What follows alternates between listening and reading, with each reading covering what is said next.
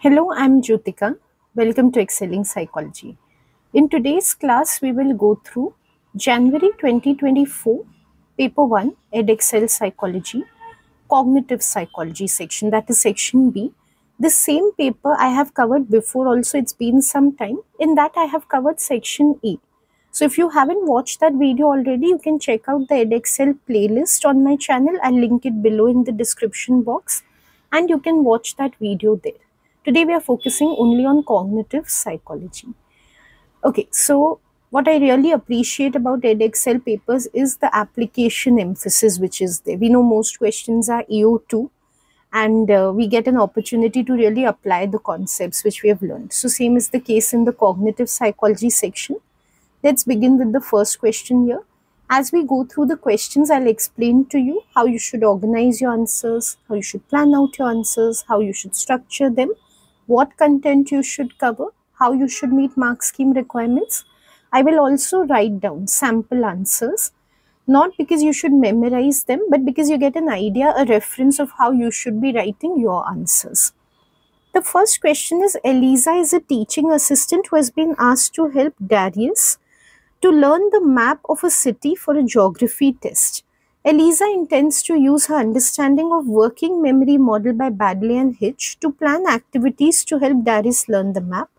Describe using the phonological loop how Eliza can help Darius learn the map of the city. I cannot emphasize enough how important it is to read the question correctly.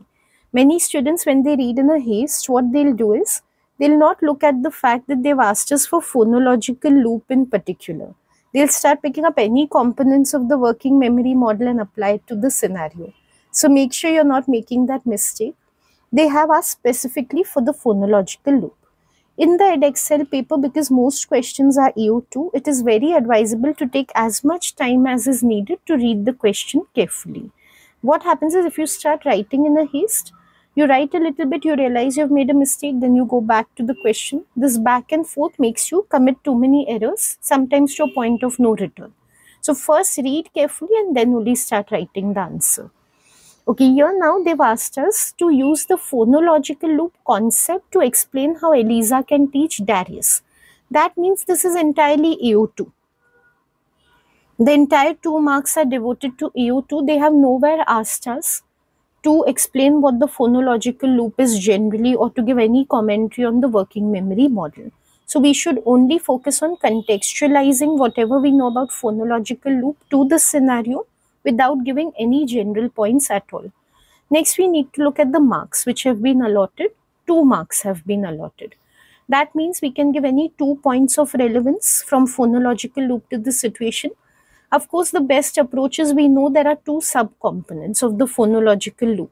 So instead of taking it broadly, why not take the phonological store separately? Consider how Eliza can make use of the store concept to get Darius to learn the map, and then take the articulatory loop separately and see how Eliza can use that concept to get Darius to learn the map. So if first I consider the phonological loop, the store, just to plan it in my mind before writing, that's always the best approach. Phonological store means in some auditory form, Darius will have to encode the information so that it is held for some time in the store. So when it comes to a map of a city, how can he do that? Maybe important places which are there, like important, say, railway stations. We don't have to be that specific, but just thinking about it, lakes, ponds, big supermarkets, super malls which are there, those type of important places. She can just speak out their names to him, explain where they are, means so that he gets to hear them when she's speaking out, and he can hold it in his phonological store for some time. So our entire focus has to be on how he can hear things to hold in the store. And as far as engaging the articulatory loop is concerned, he himself will have to repeat or rehearse the information so that the articulatory loop maintains it for some time and he'll be able to hold it for longer. So whatever name she's telling him of important places, she can just get him to repeat that a number of times so that he can keep on rehearsing. As simple as that. So I'll write a sample answer. Again, I want to remind you, this is not the only answer which you can write. Your writing style or the points you choose to cover can be different from mine. This is just for reference to see how to write the answer. Make sure you contextualize the answer. By that I mean use even the names of the persons in the answer. Many students have a habit of saying the researcher, the student, this, that. Why not directly write Eliza when that is the name given in the question? So instead of beating around the bush, just use the words which are given. Gives lot of clarity to the examiner while reading. Otherwise, when you say the student, the researcher, the examiner has to give some time to understand what you're trying to say. Just be direct about things. So Eliza can make Darius hear the names of important places in the city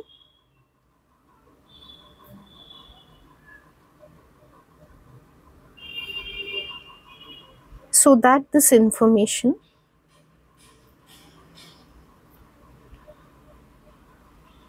can be held in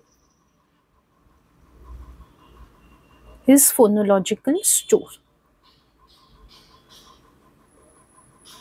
What I want you to note is I haven't explained in general what is the phonological store or even indicated that it's a subcomponent of the phonological loop. All that isn't required. Direct contextualization or application is required. Also, she can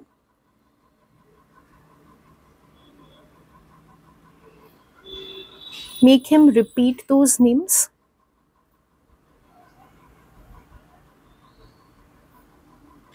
any arbitrary number we can give, so say 3 times, so that the articulatory loop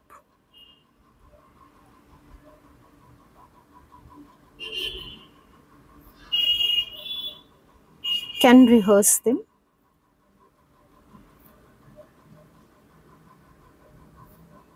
and maintain them for a while.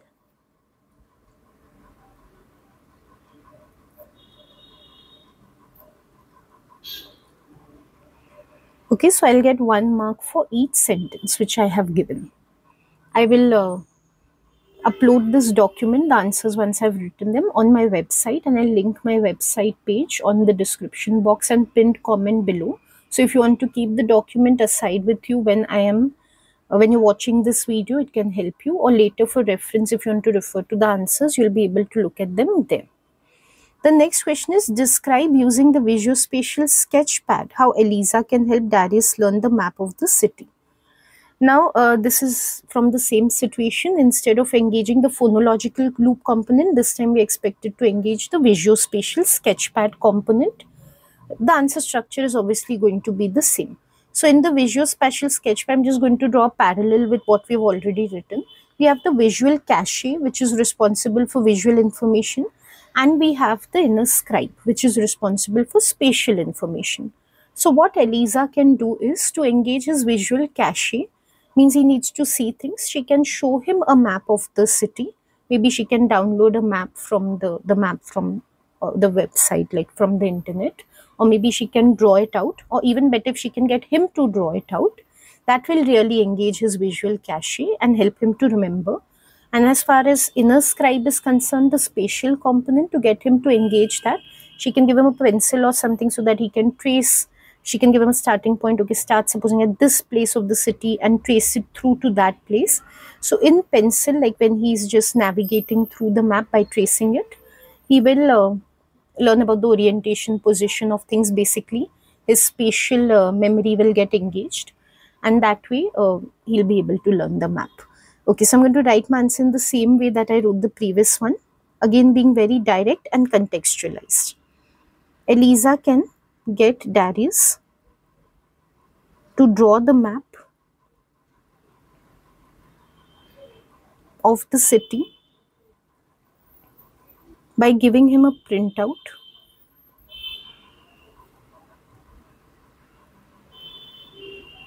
downloaded from the internet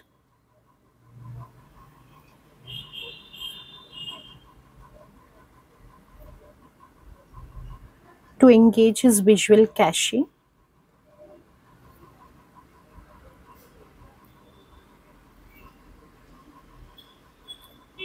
She can also give him some arbitrary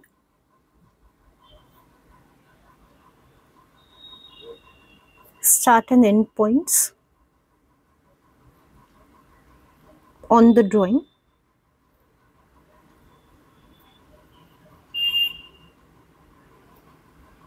To trace with a pencil, or to trace the path with the pencil.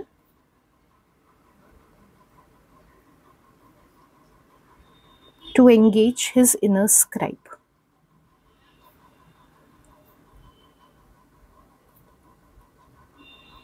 Okay, so that is how we can write the answers for the first two questions. Let's come to the next question now. Okay, these type of questions also really interesting, and I really appreciate the curriculum for these, where they help you to integrate what you've learned in research methods with core topics that you have learned. Very, very good way of learning about research methods. So Melanie is planning a laboratory experiment to see whether or not visual interference has an impact on the accuracy of short-term memory recall for word lists. She has gathered a total of 18 participants to take part in her experiment. Describe how Melanie could use independent groups designed for her experiment. Again, there is no requirement to refer to generally what an independent groups design is. So that is why this is entirely AO2 for 3 marks. Every point we must write with reference to Melanie's scenario. But for our own purposes, once we've read the question carefully, in our mind, we should recall a description of what independent groups design is. So it is that experimental design in which two separate groups of participants are allocated to two separate conditions of the independent variable. So what our job becomes is to identify in this scenario what is the independent variable and what are its levels, or what are the conditions. Then we can easily explain in 3 sentences, 3 points, how they can be allocated separately to those conditions. Now something very basic, how do we identify independent variable in a given situation? We just ask ourselves, what has the researcher manipulated in this scenario? And if we find this difficult, we can just think about dash has an impact on dash. So now if we consider Melanie's scenario, what she is manipulating is whether or not visual interference takes place when participants are learning the list of words. Or if this is difficult for you to understand, you can just think of according to her visual interference impacts recall of lists of words. So in either case, the independent variable is visual interference.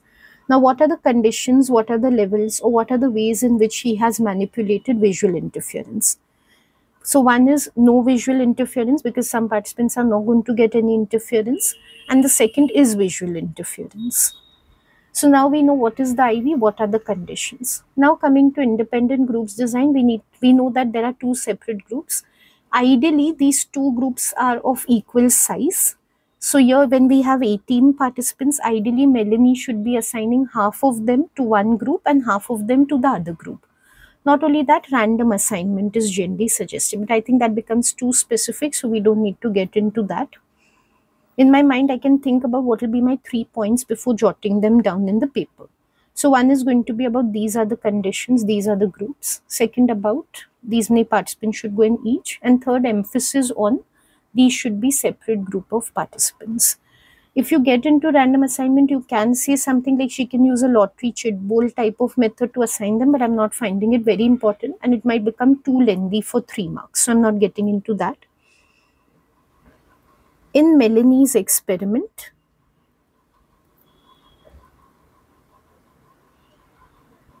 the two conditions are visual interference and no visual interference.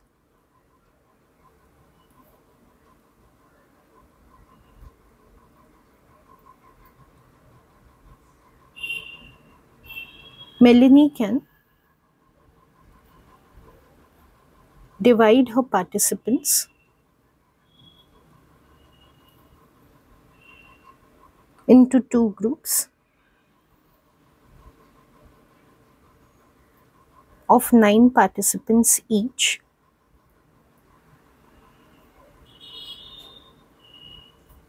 Then she can assign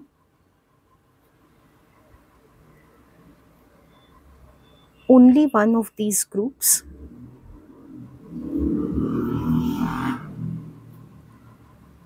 to the visual interference condition,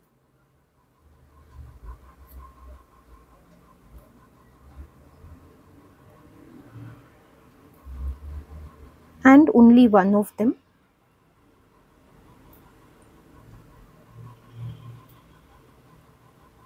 only the other one of them to the no visual interference condition.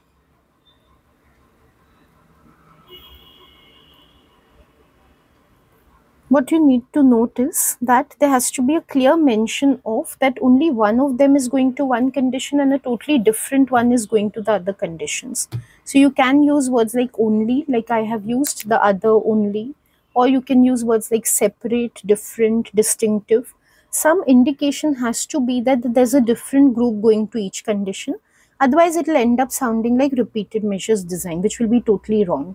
Like I'll give you one example. Some students will say, then the participants can take part in visual and not visual interference condition. Then when I tell them, it sounds like the same participants are going to take part in both. Then they tell me that's not what I meant. I meant one group will be in this, one will be in that. The examiner is not going to see what was your intention or what you meant by reading your mind. They are going to see what you've written on the paper. So the words that you're using while writing the answer have to imply that you mean two separate groups have to be there. If you're not clarifying that while writing, it goes into a totally different experimental design, and that cannot be credited. Okay, let's come to the next question. We have to give one weakness of a laboratory experiment in terms of validity. Okay, I just want you to see the nature of the wording of this question versus the previous one. In previous question, they've used the name of Melanie and for her experiment, how she could do something. Here you see there's no mention of Melanie in the question and no reference to the experiment. That means this answer is not expected to be contextualized. Okay, otherwise they would have said this experiment, her experiment, Melanie, some indication would be there like that. So here AO1 is for 1 mark because you have to specify a weakness. Also, I will say don't just identify or name the weakness, just elaborate a little bit in one line only to justify that 1 mark. Also, and because the command term is explain, it's not identify.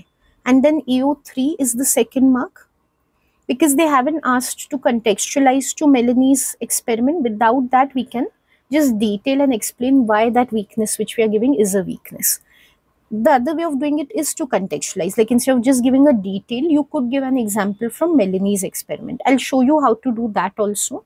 I'll show you what type of an answer I write, and orally I'll explain to you how you could write with Melanie's example. First of all, if we consider with respect to validity only, because as such there are many weaknesses of lab experiment. With respect to validity, there are 3 weaknesses which are there.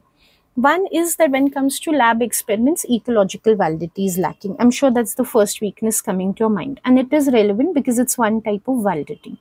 The tasks and the nature, the situation in the lab tends to be very artificial. That reduces validity. The other one is demand characteristics. Even if we hide the purpose of the study, by virtue of the very fact that participants know that they are in a laboratory, they are going to make assumptions of what the purpose is and they will modify their behavior, resulting in demand characteristics. That reduces validity. And the third possibility is we do not get context or details of participants' behavior because we collect only quantitative, not qualitative data. So that can be one more reason for validity reducing. Right now, I'll just take the most popular one, ecological validity. Now, suppose we wanted to make it relevant to Melanie's situation. The example we could give is, in her case, she's making use of word lists. Now, in ordinary life, when we are engaging our memory, we do not use word lists. In academic context, we learn entire passages of text. In everyday life, we learn shopping lists, names of people, faces of people. Those are things we try to remember, not word lists. So the task which she's using is highly artificial. Of course, the environment also is because she's using a lab experiment. So that way we can give an example. But I would suggest without any example, because they haven't asked as such in the question, we can just explain firstly what the weakness is in one sentence. So one weakness is lack of ecological validity. Also make sure to write ecological validity. Do not write external validity because that's too broad. Even population validity comes within that. And don't just say validity. When we just say validity, it actually implies internal validity, not ecological. So we have to be very specific. So there is a lack of ecological validity because of the use of highly artificial tasks and environment.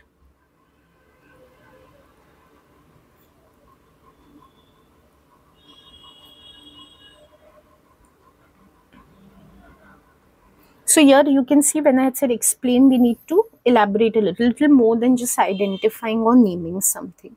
So instead of just saying ecological validity and putting the full stop, they have said why that is the case also. So that justifies AO1. Now what I need to do for AO3 is I need to explain why this is a weakness.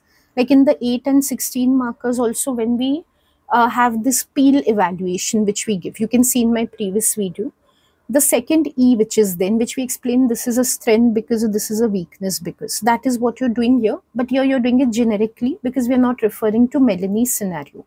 So why is ecological validity a problem? We'll just explain that.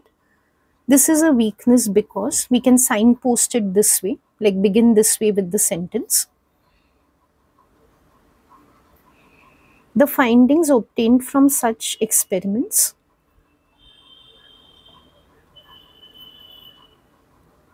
are not applicable or generalizable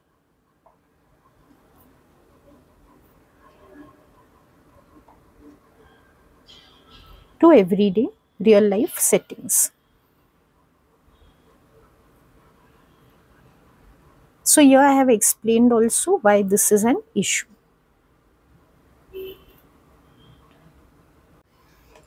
Okay, so that covers this set of questions. Let's look at the next set.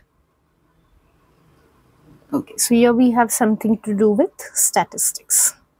Good, it's a good break. When we get tired of writing so much of theory, we get to do some calculations.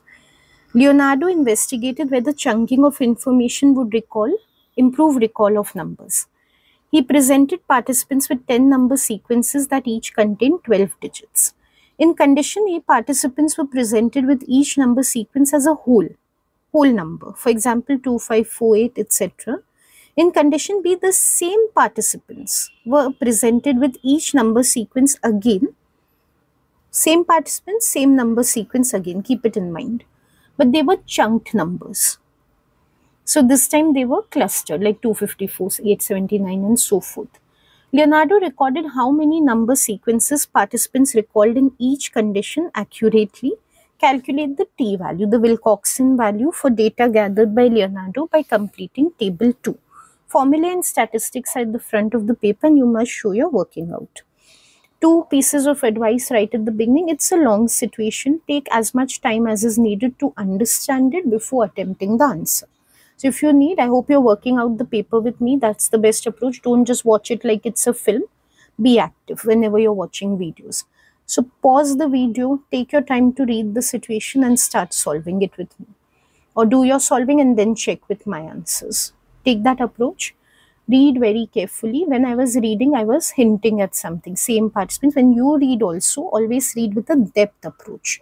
Don't just superficially see what is given. Read, understand, okay, this feature is important. If you've learned your features well of your research method, you'll be able to pick up immediately. Okay, this is there, that is there. Okay, so read it from that point of view. Also, as they've mentioned here, the formula statistical tables are ahead. Table, no doubt, we'll have to refer to. I don't remember the table by heart, but the steps I remember by heart. So I'm not going to the first page to look at what are the steps in solving the answer. If you want, you can refer to those steps. So if you're getting confused, keep on referencing the first page for the steps and solve accordingly. Okay, so let's do the working for this sum. You are allowed to use a simple calculator like one at the screen right now, which I have opened. A non-scientific calculator you're allowed to use. If need be, usually need is not there. If need be, we will refer to it. Actually, what happens is, the numbers are so small, like you can see they're single digit numbers lesser than 10. I don't think we will need to use the calculator, but let's see. Eventually, if we need it, we'll open it. Okay. So now let's go through it step by step. I won't be able to do in too much detail, but every step I'll explain to you. First thing we need to do while calculating T is whatever values are given in condition B column, we need to subtract from the values of condition A column row by row. What I mean by this is, just looking at the first row, only for participant A, just focus on that. Condition A, participant has scored 2. Condition B, the same participant has scored 5. What I need to do is subtract 5 from 2. So what I am doing is 2 minus 5. And here the value which I get, the difference which I get, I have to write along with the sign. I know the signs don't matter later, but when in the differences column we are writing the signs, we have to note because they matter when we are counting. How many positives and negatives are there, that time it matters, not in the next column but later in solving the sum. So 2 minus 5 is minus 3. We can write that. Whatever highlights I'm making just for demonstration, whatever I'm writing in red just for demonstration to make things simpler for you. Don't make unnecessary marks on your question paper, and definitely those are not going to be credited when you write. So you don't need to write what I'm writing in red, or you don't need to highlight. Only the blue ink what I'm writing, you need to write that in your paper. I have to keep on repeating this now for the whole column. Next, like I can see condition A is 3 and condition B is 5. So I need to do 3 minus 5. Here the difference is coming to minus 2. In the next row, condition A is 4, condition B is 3. So I need to do 4 minus 3. This time the difference is 1, but it's positive. So I'll note it as plus 1. So I just need to keep on repeating this and complete the column. Now I'm not writing, I hope you've understood. So next is 6 minus 7, which comes to minus 1. 4 minus 4, this is up to you. Either you can leave it blank, put a dash, or write a 0. Because as you know, when we are calculating n, we are going to ignore this row. So whatever helps you to remember to ignore this row, just make that sign over here or leave it blank. Next is 5 minus 8, minus 3. 2 minus 5, again minus 3.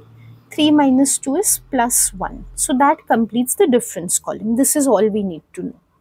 Now we need to do the ranked difference column. For ranked difference, we have to consider only the difference column. When we are ranking the differences, our focus has to be only on this column.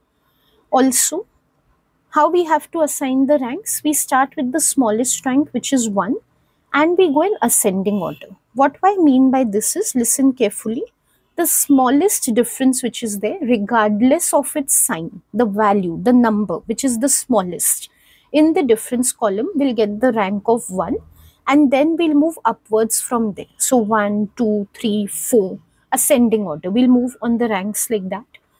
In the difference column, we will keep on going again ascending order, smallest to largest number. The smallest difference which we have here is 1. I told you just ignore the signs for now, pretend the signs are not there. Which is the number, which is the value, which is the smallest in the difference column, it's 1. So we have to assign a rank of 1. But when we look at it, we see there are 3 occurrences of 1. 1, 2 and 3, right? These all are 1 right now. Signs don't matter. Now which one should I give 1? Then we have to remember the tied ranks concept. Again, I'm showing you in red, you need not show in the paper. I'm just explaining to you how we calculate a tied rank. If there are 3 numbers in front of me which have the same value, it wouldn't be fair to give one of them the rank 1 and not others. They are the same value. So how I need to assign the ranks? I want to give rank 1 to these differences. So I must consider, what if these were 3 different numbers? Then what ranks I would have given? 1, 2 and 3. Supposing they were not all ones, supposing 1 and 2 other numbers, I would have given 1, 2, 3. So let me consider ranks 1, 2 and 3. Whatever is the average of these 3 ranks, I will assign to each of these differences. How do we calculate average for any set of numbers? We add those numbers and then we divide by the count of the numbers. So 1 plus 2 plus 3 will give me the sum, and I'll divide it by 3. So the average comes to 2. I know some of you know already how to do this. You can do it mentally. You don't need to write. You can skip the video. Double click on the right side of the video. 10 seconds it will go ahead and you can skip this part. So when it comes to, we have 3 numbers with the same value. How we are going to assign tied rank? We are going to take the average of the next 3 ranks which needed to be given, and that average, in this case 2, we will give to each occurrence of that difference. What I mean by that is, now look at the table, last column. Wherever -1 or +1 is there, wherever 1 is there in difference, now I am going to write over there 2 because rank I'm giving is 2. Now listen carefully. The next thing which we are doing is very important. This is where students make a mistake. Once we have assigned the rank 2, now they will try to assign the rank 3 to the next number because we have to go ascending. But we have already covered 3. 3 is already finished. When we were assigning the ranks to the differences of 1, we already considered 3 in that. We made it a part of the average which we took. So how can you give 3 to the next rank? Now you must give 4. So 1, 2, 3 is already exhausted when we have ranked the first 3 differences.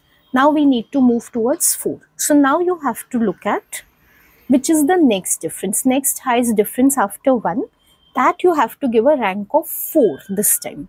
Let's see which is the difference which is greater than 1. I can see 2. Again, I have to ignore the sign, just the value. 2 is more than 1. I want to give the next rank to it. I want to give rank 4.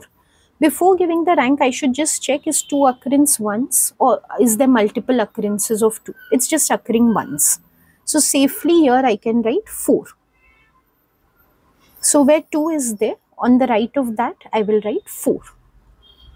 Now I have to keep on repeating this way. After 2, which is the next highest difference in the second last column, it is 3. I want to give the rank of 5. I've just finished giving the rank of 4. So next I want to give the rank of 5 because I'm going in ascending order. But 3 is occurring thrice. So again I will have to go by tied ranks. Again quickly I'll demonstrate how to give the tied rank. If you don't want to look at it, just forward the video. Okay, I'm having 3 occurrences of 3 in front of me. The rank I want to give right now is 5. What I have to think is, what if these were 3 different numbers? Which ranks I would have given? 5, 6 and 7. Now I want to be fair to all the 3 differences which are there. So I can take an average of these 3 numbers. Whatever the average is, I will assign to each occurrence. So what I can do is 5 plus 6 plus 7 divided by 3.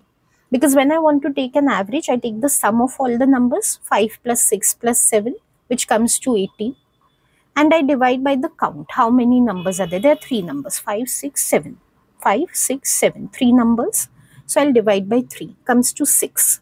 The average comes to 6.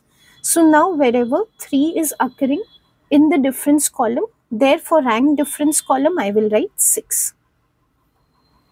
So that is how I complete the table over here. Okay, so I'll just quickly summarize what we have done till here. First, we took the differences row by row. Every value of condition B we subtracted from the value of condition A, and in the second last column we wrote the difference which we obtained with the sign. And then in the rank difference column, ignoring the signs which are there for the difference column, we just looked at the value of numbers in ascending order, and ranks we started assigning in ascending order.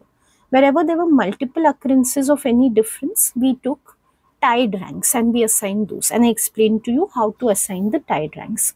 I hope the table is clear to you. If it isn't, you can rewind the video a little and again keep on following with me. Also practice, especially for the maths problem, make your hand move over there because then only you'll understand better. Just by looking, you won't be able to get it perfectly. Now let's see what we have to do next. Once we have done this table completion, they've given us space for calculation also. There we should start showing some things now. To calculate T, we need to count how many positive and negative differences are there. First, we just count how many positive and negative differences are there. This is a mental exercise, so I'm marking it in red. If I take the positive differences, there are 1 and 2. Right, so there's a +1 and a +1. I can't see any other. So there are 2 positive differences. Now if I look at negative differences, there are 5. From that -3 till the last -3, there are 5. That dash column which is then which difference is 0, we never have to consider anyway. So just keep on ignoring that one. Now coming to the corresponding rank differences. Now what I need to do is, now listen to this carefully. First of all, let's take the negative values. Whatever ranked difference is there for each of the negative differences, I need to sum those rank differences. What I mean by this is my first negative difference is -3. Just look at that. The rank difference for it is 6. The next negative difference I have is -2. The rank difference for this is 4. So I'll have to start totaling like 6 plus 4. The next negative difference is -1 and the rank for it is 2. So 6 plus 4 plus 2. Now I'll have to add this way.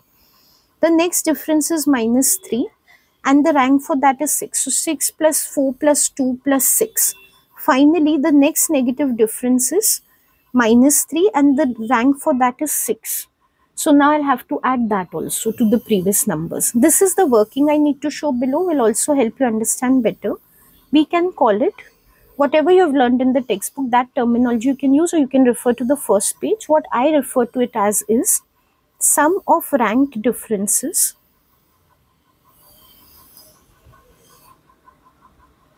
for negative ranks. For negative differences is equal to, now very important, students will tell me we are doing it mentally, we are doing it on the calculator, so we won't show, you lose marks. They've given you space to show.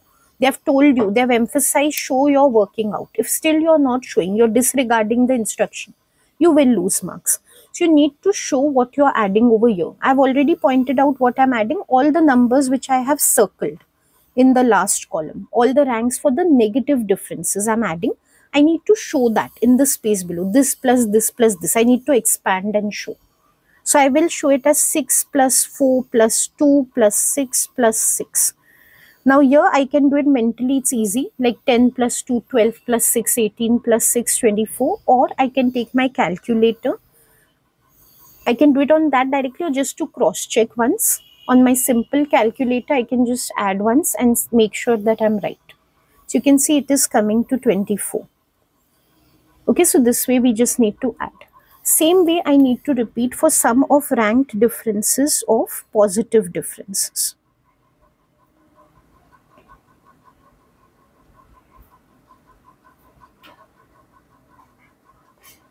Here what I need to do, I will show quickly. Again we come back to the table, which are the positive differences which are there. +1, I'm underlining. What is the rank difference for +1? It is 2. Same way, which is the next positive difference, +1. What is the rank difference for it? 2. So I need to add this time this 2 and this 2. That working I need to show, and that is the sum which I want to get below. So what I'm going to show below is 2 plus 2, which is equal to 4. As simple as it looks, you have to show it. You have to show working out. That is very important. So I'll just explain after the table what we've done. I'll just summarize it. We saw all the negative differences first, took the corresponding rank differences for them, totaled them, and wrote them below. Then we went to the positive differences. We looked at the corresponding rank differences for them, totaled them, and wrote them below. Now we have to give t value. You must remember the principle, or you can refer to it on page 1. The smaller number which you get, the smaller sum of rank difference which you get, that is considered to be the Wilcoxon rank t value. So that is 4. So t, where it's given, you need to write 4. If you just write 4 and you haven't shown calculations, or you have miscompleted anything on the table, you're definitely not getting 4 marks. Easy 4 marks, very easy to score. You lose out just because you've been lazy about showing the working out, or you've been disorganized about it. Don't lose marks for no reason. Let's quickly come to the next page. Continuing with this. Okay, I'm short on time. I think I won't be able to do the essay answer, but I want to complete these two. Determine using your answers whether Leonardo's results are significant at p is less than 0.05 for one-tail directional test. Critical value table is there. Okay, what all do we need before referring to the critical value table? Level of significance, less than 0.05. Keep on noting mentally. Direction of test, 1 or 2, one direction, one tail test. N is needed. We haven't calculated N. Let's do that before going to the table. N is what? It is a count of how many rank pairs are there. You can just think about how many participants are there. So let's just mentally count how many participants are there. There are 8. But, we have to remember the rule. For whichever difference, there has been a 0. Here in the case of participant E, we cannot include that case in the n. We have to subtract that many cases from n in which differences have been 0. So as such, n is coming to 8. The count of participants is coming to 8. But because in one row there's a 0, I have to subtract that case from n. And so n comes to 7. If there were more cases with a 0, I would have subtracted those many cases from n. So keeping all this in mind, p is less than 0.05, one directional test, and n is 7. Let's head to page for the tabled value. It's page 1. Okay, here it is.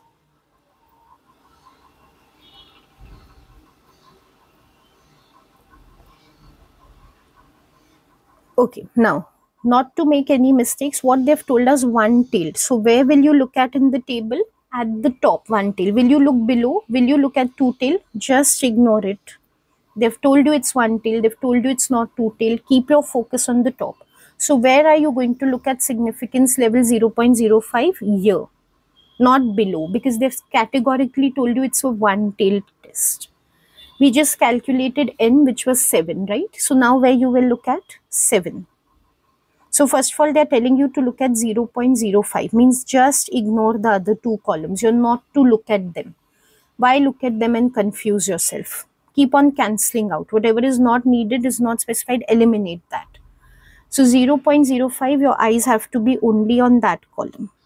And same way, n is 7. So now will you look at any other n? No, you will look at only 7 as n. Where are they intersecting? Where is 0.05 and 7 intersecting? At 3.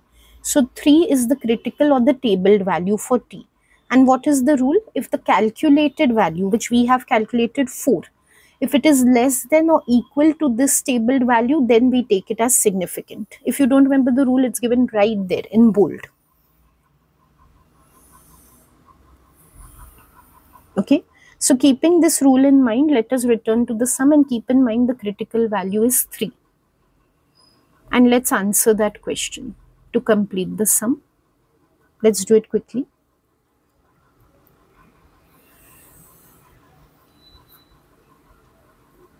They've asked us, is the test significant? We can say Leonardo's results are insignificant or not significant. As, explain that. Okay, explain it. As the calculated value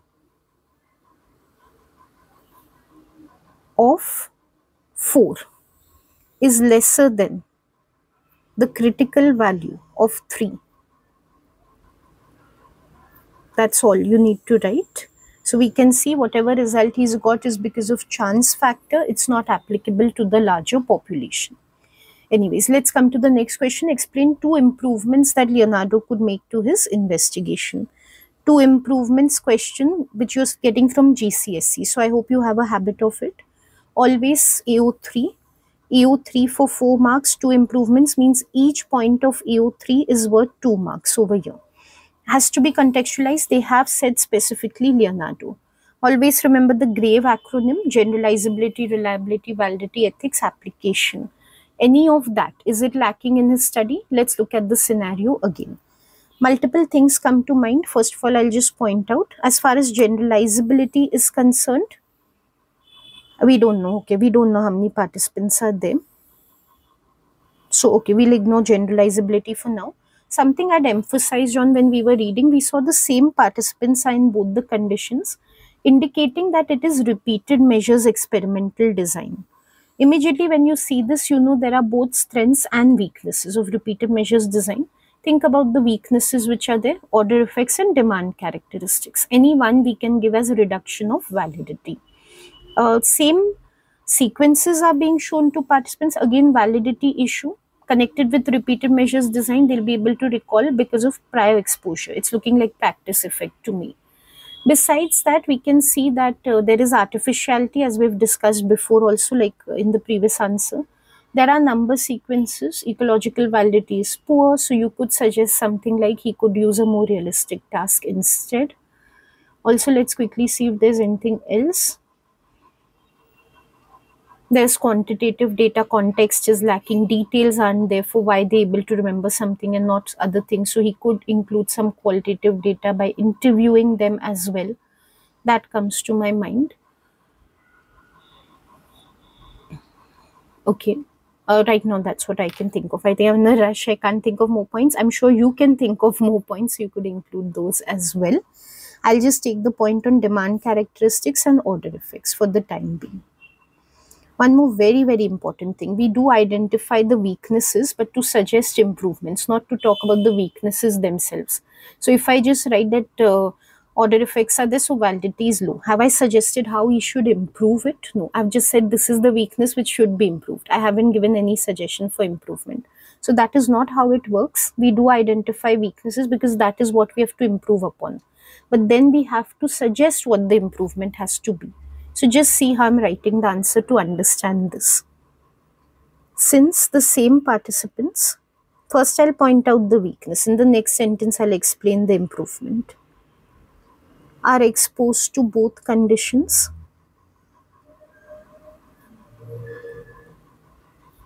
They could show practice effects. Till here, this is generic. I'm just saying practice effects. Now, when I contextualize it and show in this scenario what are the practice effects, then it will become specific, which it has to be. That is, they would recall the sequence better.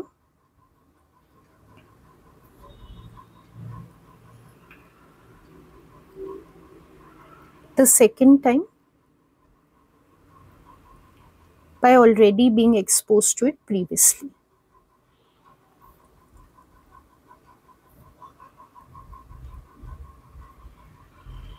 To improve this is the important part.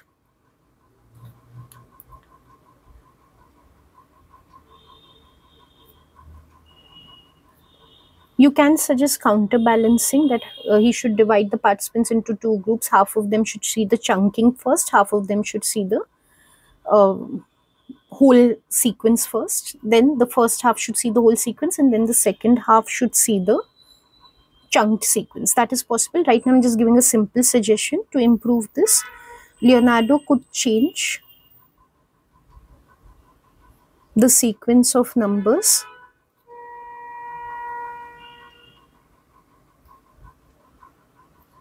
for the second exposure. Once he changes the sequence, what is going to happen? They will not be able to recall because they haven't seen it before. It's a new stimulus. So that is what I've suggested. The other possibility is counterbalancing. And very quickly, the next improvement I want to suggest, since the same participants are exposed to both conditions,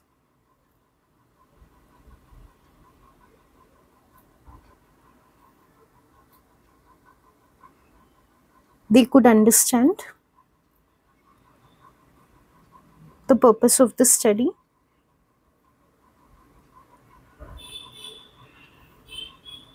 Again, this is generic. I have to make it specific. In this case, what purpose they will understand, that will contextualize it, which is to check their memory for two different presentations of the sequence.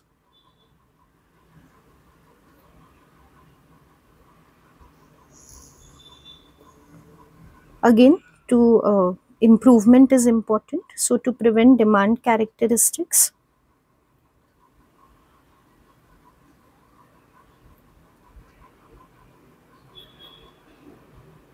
Leonardo could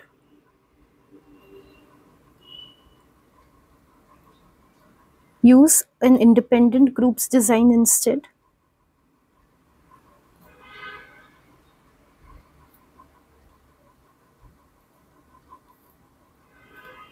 And allocate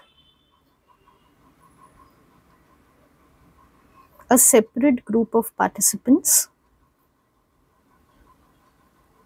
to each condition. We can say he can hide the purpose, but that won't work. That won't count as an improvement because they are figuring out the purpose themselves. He's not giving them the purpose anyway. So the solution here can only be independent groups design. I'm sorry, I won't be able to do the 8 mark today. The solving of the sum has taken up too much time. I will try to cover it in a future class. Let me know what feedback, comments you have in the comment box below. I do go through your comments and try to make videos accordingly. If you want tuition from me, you can contact me on my personal number or email ID. You can suggest to me what other type of videos you'd like to see for Edexcel psychology. That's it for today, and thank you for watching this video. I'll try to see you again soon. Goodbye.